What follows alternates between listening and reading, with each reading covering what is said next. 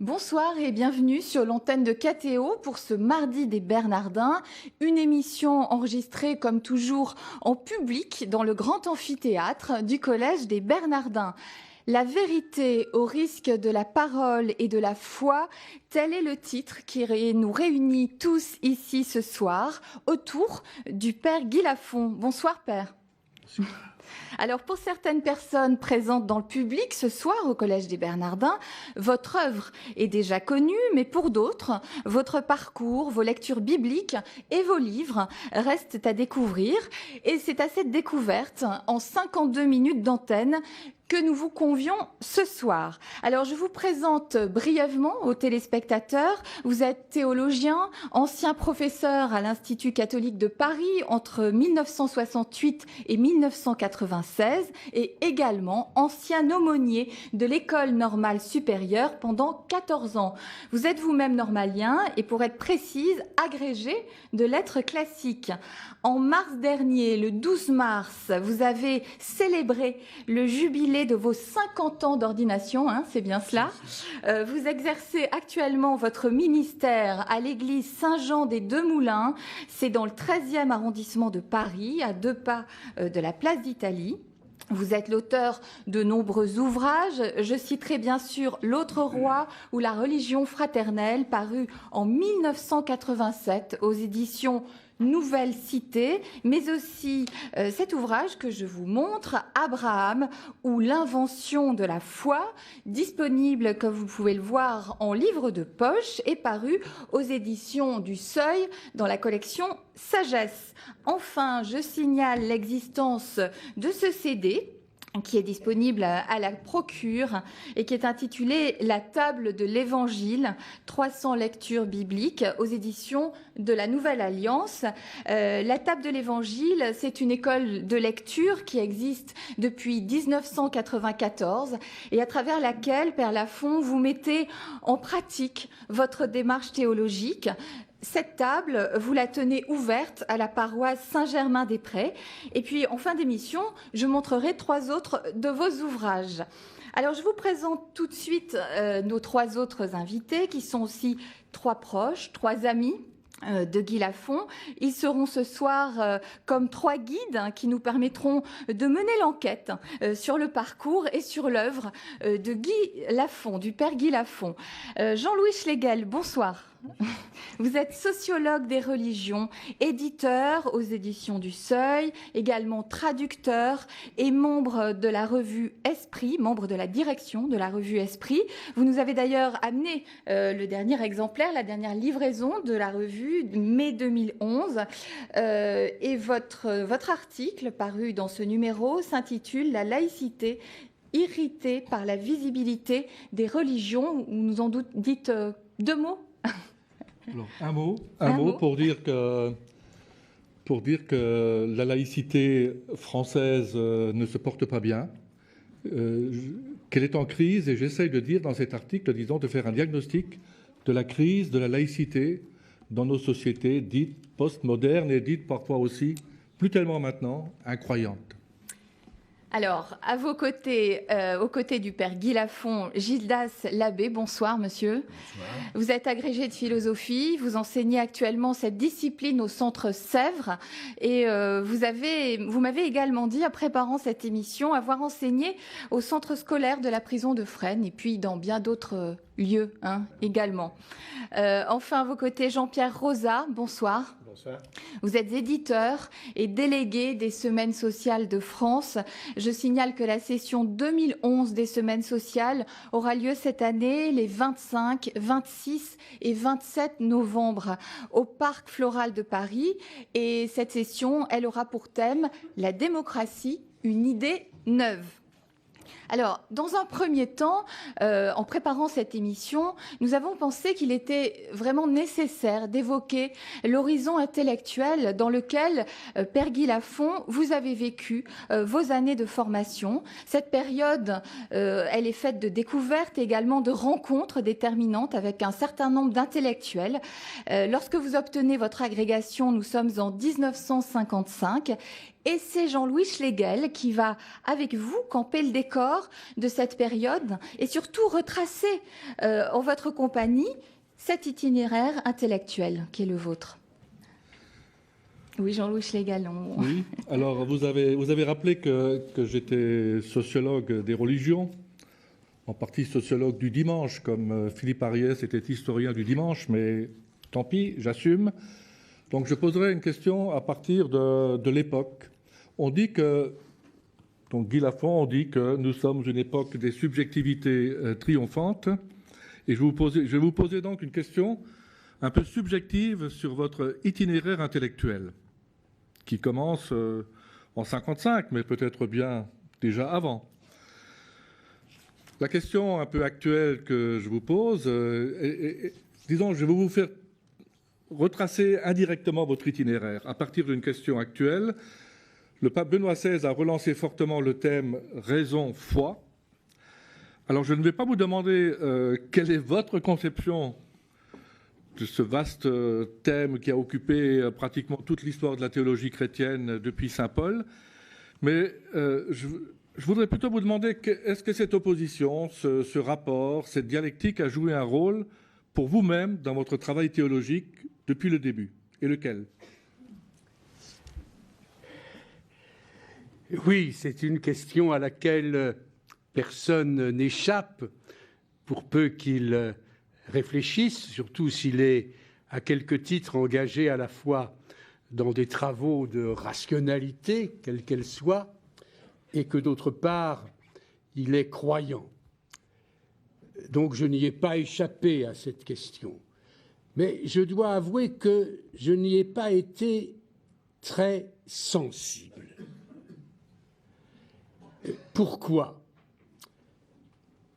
Eh bien, cette question me paraissait secondaire, j'y étais moins porté parce qu'elle me paraissait poser un problème dans l'ordre de la connaissance, du savoir. Et les moments dans lesquels j'ai reçu la formation intellectuelle qui est la mienne n'étaient pas des moments où la question du savoir était au premier rang. D'après les dates que vous avez rappelées tout à l'heure, j'ai été en formation dans l'après-guerre lorsque triomphait ce qu'on a appelé, non sans raison,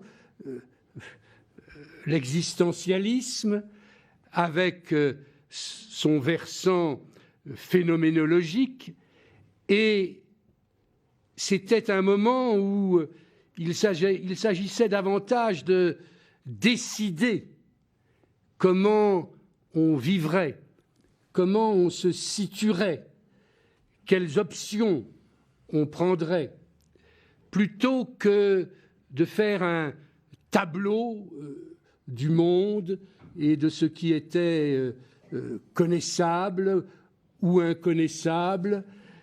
Et c'est peut-être pour cela que je n'ai pas donné dans une préoccupation, un souci de cette polarisation entre foi et raison. Mais quand j'y réfléchis, je me dis qu'il y en avait cependant une polarisation qui se dessinait déjà.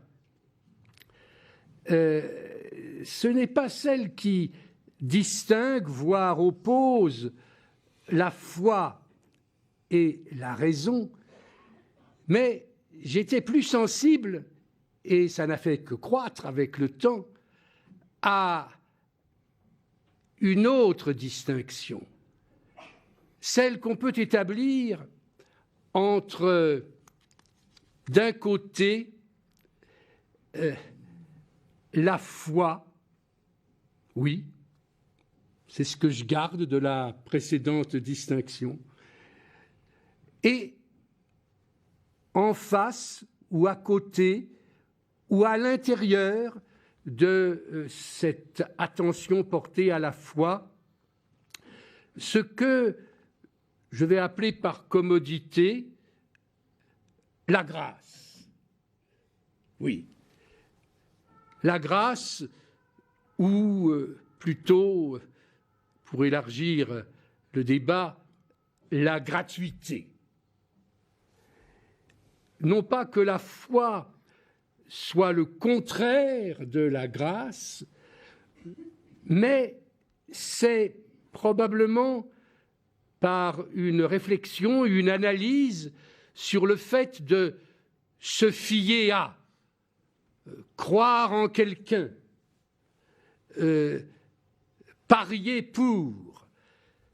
C'est à partir d'une réflexion sur ces attitudes que l'on est amené à distinguer si l'on est intéressé, au pire sens du terme ou au sens bénin que vous voudrez lui donner, ou si l'on est non seulement désintéressé, mais finalement porté à vivre,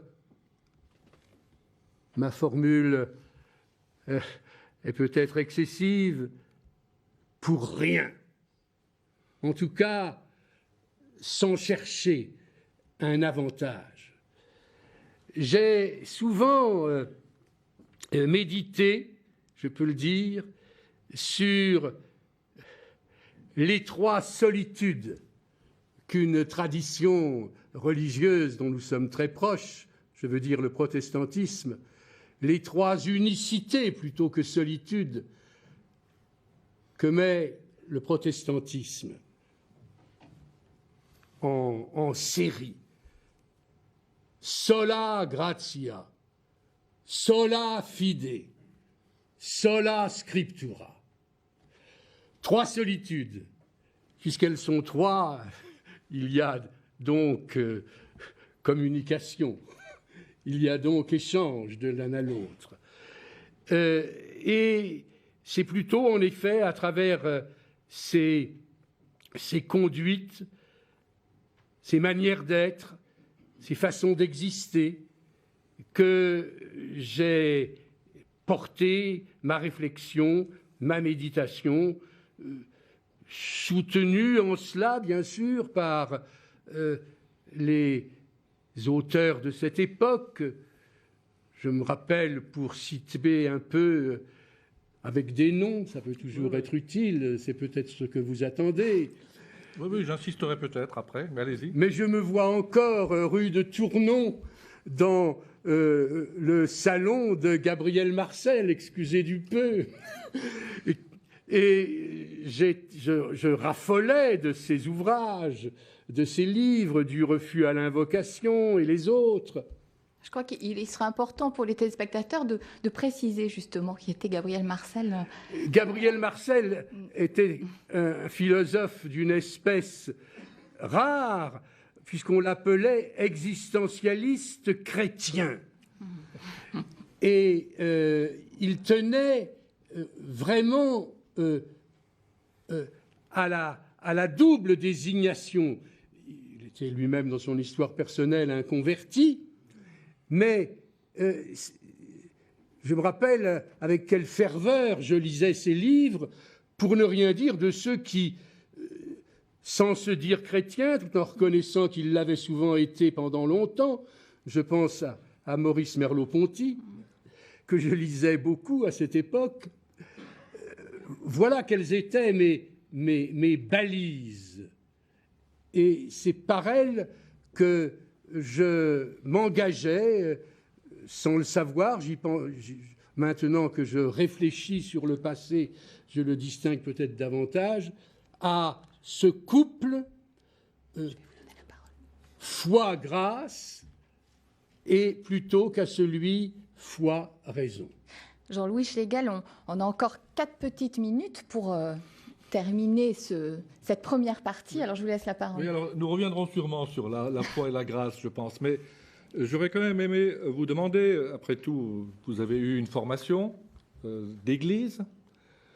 Je dirais, vous avez connu peut-être au moins le néo-thomisme, avec même des grands noms, hein, Gilson, Maritain. Alors, ma question aurait été aussi, mais comment vous êtes-vous débrouillé ensuite avec les années 60, le structuralisme, les sciences humaines triomphantes? Vous voyez un peu cette noria qui était plus que des modes tout de même. Il y a quand même des très grands noms. Il y a Foucault ensuite. Alors, ma question était comment vous avez réagi devant ces courants qui se sont succédés et qui étaient quand même très questionnants, il faut le reconnaître?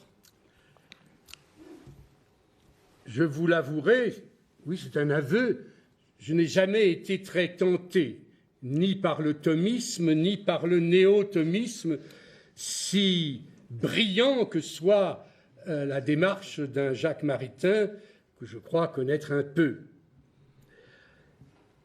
Mais en ce qui regarde la suite, l'après-existentialisme, eh bien, je m'étonne de n'avoir pas été déçu, mais au contraire content et satisfait par ce que l'on a rassemblé sous le nom générique, en effet, que vous avez rappelé, de structuralisme. Comment l'ai-je entendu? Comment l'ai-je compris?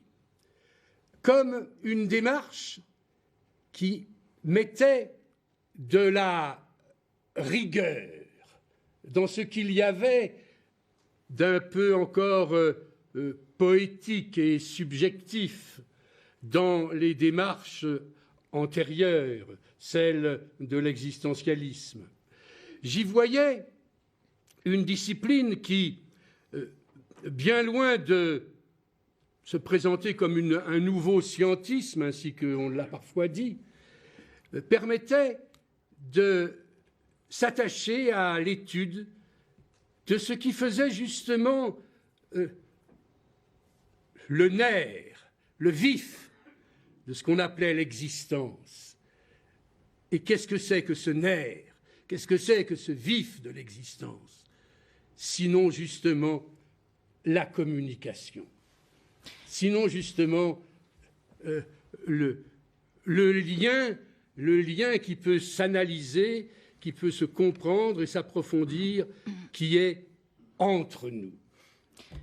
Gildas Labbé, qui est à côté de vous, lorsque nous avons préparé cette émission l'autre jour, disait « La pensée moderne n'est pas quelque chose d'extérieur au Père Guy Lafon. Il y a eu fécondité de cette pensée moderne dans le domaine des sciences humaines pour penser la foi. » Comment réagissez-vous à ces propos? Eh bien oui, il s'agissait bien pour moi de penser la foi. J'avais envers elle les attraits et aussi les réserves que chacun d'entre nous peut orchestrer selon son parcours, selon les épreuves qui sont les siennes. Mais je voyais dans cette approche sérieuse et pour le coup pas littéraire de la foi, je voyais le moyen de reconnaître sur quoi la foi tient, en quelque sorte. Elle tient parce que nous sommes des existants en relation, en lien. Alors justement, pour évoquer votre œuvre en quelques minutes, malheureusement nous n'avons que quelques minutes, il faut bien sûr dire que c'est une œuvre centrée sur le concept d'entretien. Et en préparant, vous avez même dit, j'aurais pu parler de parole, de dialogue, d'échange symbolique. J'ai aimé le mot d'entretien parce qu'il est simple. Alors je me tourne maintenant vers Gildas Labbé pour explorer, en dialogue avec vous, Père, ce concept d'entretien. Gildas Labbé. Oui, donc là, nous sommes, je dirais, au cœur, au foyer même de votre réflexion, me semble-t-il. En effet, ce concept d'entretien, vous avez cherché à lui donner, je dirais, toute son ampleur. L'entretien est pour vous, finalement, ce qui fait la condition humaine, Vous dites, c'est la forme même de l'expérience commune. Alors, les humains ne cessent de s'entretenir, de parler ensemble. Ils parlent de quelque chose. Mais vous écrivez souvent que dans l'entretien, les humains qui parlent entre eux sont plus polarisés sur ce qu'ils disent. Et éventuellement, ils peuvent même s'affronter sur ce qu'ils disent, que sur le fait même de l'entretien. Et vous écrivez souvent que le fait même de l'entretien est quelque chose qu'on a tendance à oublier, au profit de ce dont nous parlons. Voilà. Est-ce que vous pourriez donc déployer, faire parler ce concept? Oui, puisque j'en suis aux aveux, eh bien, je dirais que ce concept est peut-être d'abord ce mot d'entretien, je l'aime. J'ai une certaine tendresse pour lui. Pourquoi? Pourquoi? Parce que c'est un mot simple, c'est un mot ordinaire, commun.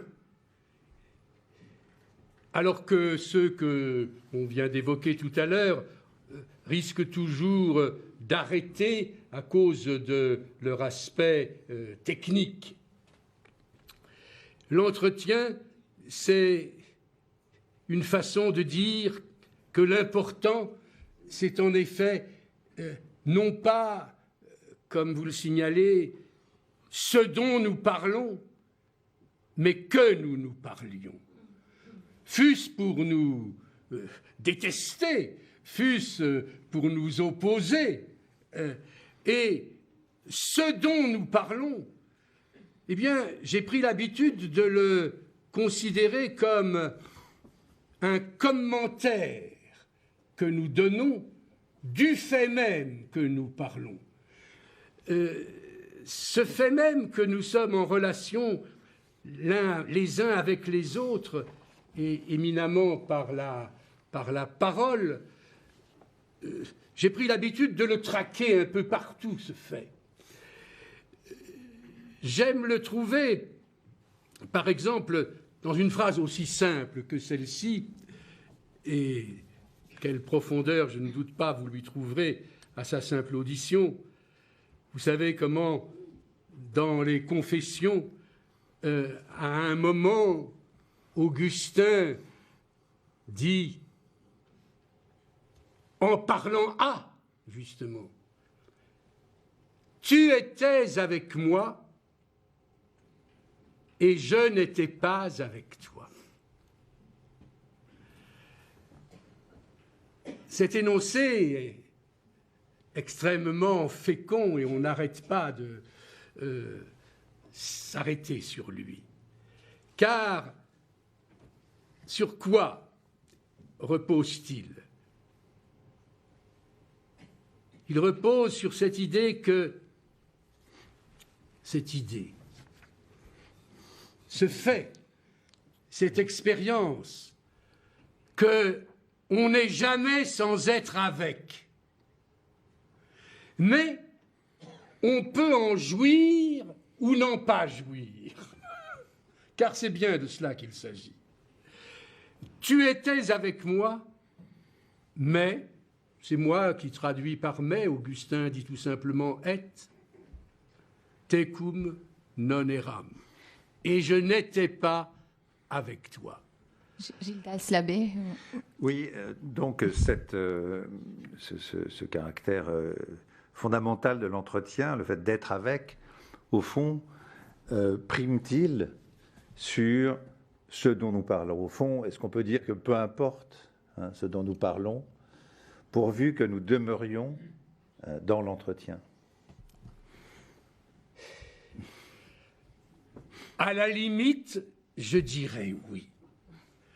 D'ailleurs, nous avons tous l'expérience de ces situations familiales, amicales ou dans la vie du travail, où l'important, c'était comme on dit familièrement, de se causer, de s'entendre, de s'écouter.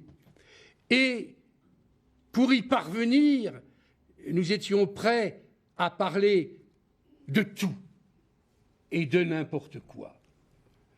Mais parle-moi donc, car par la seule parole que tu m'adresseras, que j'écouterai, et à laquelle je répondrai ou refuserai de répondre, d'ailleurs peut-être, eh bien, quelque chose apparaîtra qui est justement que nous sommes en entretien. Car le plus insupportable, c'est finalement de n'être pas avec, ou de refuser d'être avec, de vouloir être sans. Voilà.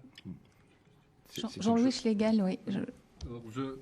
Je relancerai volontiers de la façon suivante, pour vous obliger à préciser encore, à rentrer encore plus dans le sujet. Nous avons quand même tous l'expérience que la parole, l'entretien, peut être négative. Je veux dire, nous avons des expériences négatives de langage. Il y a du bavardage, et Dieu sait que le bavardage est une maladie de toutes les sociétés, mais qui est accentuée aujourd'hui par tous les moyens de communication. Nous avons l'expérience de la parole qui ment, du mensonge. Nous avons l'expérience parfois de la parole perverse, qui est assez grave souvent pour les acteurs de la parole qui sont touchés. Alors, voilà, je vous lance cette question un peu pour répondre ou pour vous faire réagir à propos de ce que vous dites sur il est plus important de s'entretenir que de se souvenir ou d'être attentif à ce dont on s'entretient. C'est tout à fait vrai. Et c'est pourquoi l'entretien est si important. Car c'est dans l'entretien, en effet, que je peux mentir. Je peux mentir. Je peux vouloir mentir. Et le fait que j'appartiens à un régime d'entretien m'en ouvre la possibilité. Où je peux banaliser le fait d'être toujours en lien, en relation avec d'autres, en donnant dans le bavardage que vous évoquiez, dans la répétition, dans le propos qui ne cherche pas à innover avec celui auquel on s'adresse. Oui, autrement dit, l'entretien, c'est le lieu de la vérité. Mais, Père Guy Lafont, à travers cette question de l'entretien, on peut également aborder la question de la prière. Est-ce que, à travers ce prisme-là, c'est possible également? Alors, Gildas Labbé, c'est là où je propose de passer en partant en effet du fait même de l'entretien dans lequel tous les humains sont pris, à, je dirais, l'entretien entre les hommes parlants, mais aussi les hommes croyants. Est-ce que pour les croyants, est-ce que l'entretien change de sens? Quelle nouveauté, si je puis dire, surgit dans l'entretien qui est celui des croyants entre eux, mais aussi des croyants avec ceux qui ne sont pas croyants? Et autre question, enfin, qui est bien sûr liée, comment Dieu advient-il dans l'entretien? Comment peut-on parler de cela, et comment en parleriez-vous? Père Guy Lafont. Eh bien, écoutez, pour avancer un peu sur ce nouveau chemin que vous ouvrez, je me rappelle, et je tiens à en faire mémoire ici, je me rappelle une observation que quelqu'un faisait lors d'une soutenance de thèse. Cette personne n'était pas n'importe qui. c'était Michel de Certeau, lors de la soutenance de thèse de quelqu'un qui est présent dans cet auditoire, mon ami de toujours, Antoine Delzan. Il lui disait, au fond, est-ce que l'important ne semble pas, quand on insiste ainsi sur la communication, est-ce que l'important ne semble pas assez heureusement résumé quand on dit, par exemple, que je ne sois jamais séparé de toi.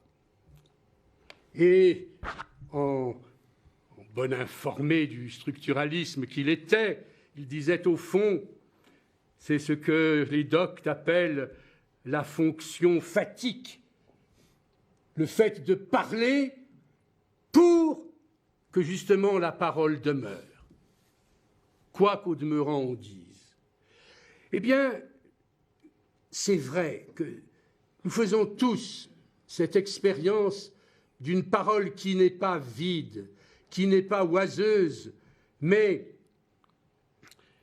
qui est là parce qu'elle permet qu'effectivement nous ne soyons pas séparés d'eux.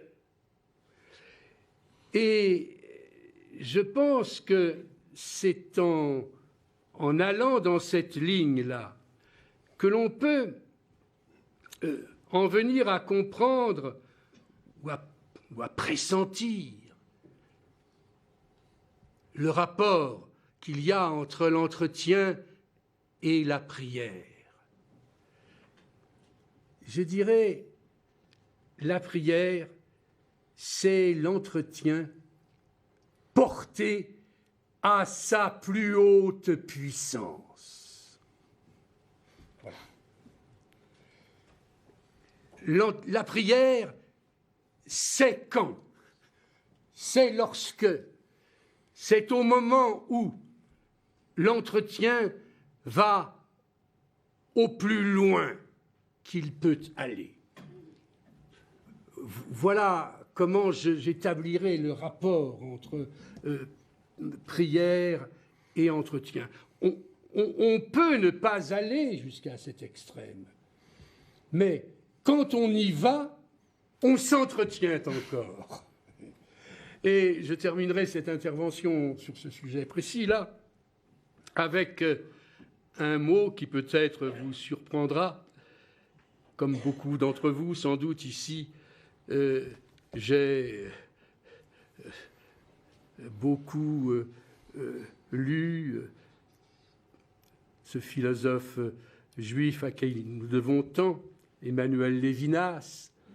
Et je me rappelle ces quelques pages qu'il avait consacrées à commenter un propos d'un spirituel de sa tradition juive qui disait « Il faut aimer la Torah plus que Dieu ». J'entendais par là, en lisant et en méditant Lévinas, que ce qu'il voulait souligner, c'était précisément la manière d'être que créait en nous le fait de se rapporter obstinément à Dieu. Et c'était cette manière d'être-là, matérialisée par la Torah, qu'il mettait en avant. Et cependant, parce que voulez-vous, je suis chrétien, et je ne le regrette pas, je n'étais pas satisfait de ce propos. Et je lui ai substitué, quant à moi, celui-ci, aimer la foi plus que Dieu. Aimer la foi plus que Dieu, oui, parce que la foi, c'est cette façon de porter à l'extrême, à la plus haute puissance, comme je disais tout à l'heure, l'entretien. Et Dieu, bien entendu, est là alors. Mais on évite de parler substantivement, voire substantiellement, de Dieu en prenant ce chemin. Voilà, je ne sais pas si j'ai suivi la voie que vous ouvriez. C'est dire en même temps que Dieu n'est pas extérieur à notre entretien. Non, il est dedans, ou il est avec. Je prends prétexte de cette observation pour remarquer à quel point, en avançant sur ce chemin, comme il m'a été donné de le faire, j'ai vu l'utilité et en même temps la fragilité de ces concepts d'intériorité et d'extériorité, d'immanence et ou de transcendance. Oui, il faut passer par, passons par là, pas moyen de les éviter. Mais la voie de l'entretien est par-delà l'opposition du dedans et du dehors, de l'immanent et du transcendant, me semble-t-il. Alors, Père Guy Lafont, l'heure tourne évidemment, le temps avance. Avant de passer à la troisième partie avec Jean-Pierre Rosa, j'aimerais revenir sur une question avec vous, Jean-Louis Schlegel. Vous avez parlé d'une expression Lafont dans le domaine de la théologie, et j'aimerais vous demander ce qui fait, selon vous, le style justement du Père Guy Lafont. Nous venons de l'entendre parler de cette relation d'entretien justement pendant quelques minutes. Que pourrions-nous dire en sa présence sur ce style ? Oui, moi depuis que je vous lis, je constate ceci, et qui, je crois, est une expérience partagée quand même par ceux qui vous lisent et vous connaissent bien. C'est votre langue théologique, et vous l'avez à juste titre rappelé au début, vous nous avez même un tout petit peu remis en place, je trouve, là-dessus, merci. Vous n'employez pas des concepts lourds, ni de la philosophie, ni de l'anthropologie, ni de la théologie. Vous parlez un langage simple, mais pour dire des choses compliquées, complexes. Et je trouve en ce sens-là, dans les théologiens que je lis et que je connais, il y a une exception Lafont. Enfin, je la sens un peu comme ça. Est-ce que vous auriez quelque chose à dire sur ma remarque ? Non, j'y souscris volontiers. Mais en vous écoutant, je me dis d'où me vient cette méfiance à l'égard des citations. D'où me vient ce recul par rapport à des références explicites par lesquelles je voudrais m'annexer tel ou tel grand penseur. Il y a probablement plusieurs niveaux de réponse.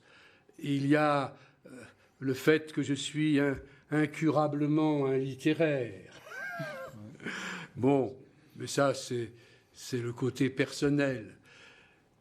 Tout en restant personnel, je me permettrai de dire quel grand penseur m'a fasciné, même si je ne me suis pas engagé sur les chemins qu'il ouvrait. C'est Bergson. Oui. J'entends encore mon professeur de philosophie me dire « Écoutez, vous cherchez quoi lire ? Lisez les deux sources de la morale et de la religion. » Et j'ai été fasciné par la simplicité d'écriture et je me suis dit « Si je pouvais, utinam », comme on disait autrefois quand on parlait latin en français, si je pouvais trouver le moyen d'employer des mots aussi simples qu'il le fait et, en prime, si je puis dire, ouvrir des voies nouvelles. J'imagine mais je rêve peut-être, qu'il a dû être ravi, Bergson, le jour où il a pu savourer ce mot simple d'intuition. Je crois en avoir connu un peu quelque chose avec mon attachement à ce mot d'entretien. Alors voilà une explication. Alors je me tourne vers vous, Jean-Pierre Rosa. Vous avez posé une question. Qu'est-ce que l'œuvre finalement du Père Guy Lafon change pour la société, pour les théologiens, pour les fidèles? Avec vous, on va se demander notamment si cette œuvre aide par exemple à penser le lien social, et si oui, de quelle manière? Est-ce qu'elle aide à penser la notion de fraternité? Alors je vous laisse un petit peu la parole. Oui, il faut reprendre le concept d'entretien. C'est une construction, c'est quasiment un système. Et on peut se demander, mais au fond, à quoi ça sert tout ça, si tant est que les choses doivent toujours être utiles? Ça, c'est autre chose. Mais comment ça se traduit? Qu'est-ce que ça donne, cette pensée de l'entretien, dans le registre notamment de la fraternité? Il y a tout le livre de l'autre roi qui y est consacré. Et alors j'ai remarqué que curieusement, il développe ce paradigme de l'autre roi, c'est donc de la royauté d'autrui, et en même temps il commence par une méditation sur la mort et une méditation sur les camps. Et moi je trouve que ce serait intéressant que vous mettiez en rapport un peu ces deux extrêmes pour nous faire sentir qu'est-ce que ça touche en nous, et ce concept d'entretien, qu'est-ce qu'il touche en nous, où est-ce qu'il nous porte et à quoi il nous conduit. Oui, j'étais aussi de cette génération qui a connu l'immédiate après-guerre. Et je peux vous confier que ce n'est pas sans émotion que j'ai retrouvé la rue de Poissy. Car j'ai été à l'école, en face des Bernardins, en face de cette caserne de pompiers qui était bien noire. Et je ne peux pas m'empêcher de me rappeler la sortie de l'école un certain jour de 42. Lorsque j'ai vu sur le trottoir des adultes faire un tri entre ceux qui étaient les porteurs d'une étoile jaune et les autres. J'ai été marqué, oui, par ce moment où une discrimination intolérable était concrètement appliquée. C'est peut-être cela qui m'a conduit à commencer l'autre roi par une longue méditation sur la mort, mais en tant justement, non pas qu'elle conduit à la fin de la vie, mais la mort en tant qu'elle est un meurtre.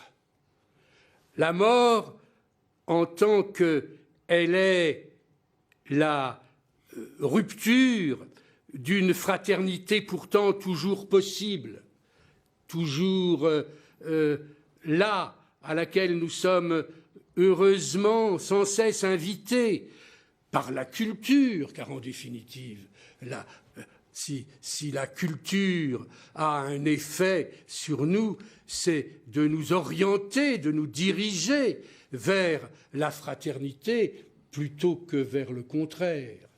Alors, en effet, la mort, c'est l'autre de l'entretien. Et l'entretien, ce n'est pas seulement le fait d'être vivant. C'est, encore une fois, j'y reviens, le fait de ne pas être sans, oh, pas sans toi, le fait d'être avec, et avec tout le monde et n'importe qui. le temps me manque probablement pour engager une réflexion sur la fécondité que je vois, ou qu'en tout cas je perçois, je pressens. Vous avez encore 4 minutes pour le faire. J'ai encore 4 minutes. Eh bien, je pense qu'en prenant les choses par ce biais,